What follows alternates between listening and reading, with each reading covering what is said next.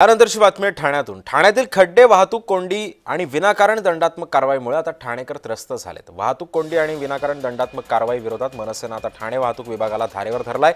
मनसे नेत्यांनी याबाबत ठाणे वाहतूक विभागाच्या उपायुक्तांना जाब विचारलाय। ठाणे वाहतूक विभागाचे उपायुक्त पंकज शिरसाट यांच्या कार्यालयामध्ये जाऊन ठाणे मनसेचे ठाणे शहराध्यक्ष रवींद्र मोरे आणि इतर पदाधिकाऱ्यांनी जाब विचारला। सोबतच रस्त्यांवरील खड्डे, वाहतूक कोंडी आणि विनाकारण दंडात्मक कारवाई याबाबत तोडगा कधी निघणार असा सवाल सुद्धा मनसेकडून विचारण्यात आला।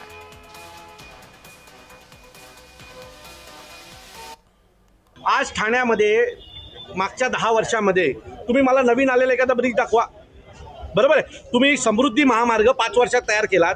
तो भिवंडीचा जो आमचा ब्रिज आहे ना, खारेगाव टोल नाक्याचा, तो मागची 5 वर्ष झाले बनतोय। म्हणजे एक अख्खा एक्सप्रेस हायवे तयार होतो आणि ठाण्याचा ब्रिज तयार होत नाही।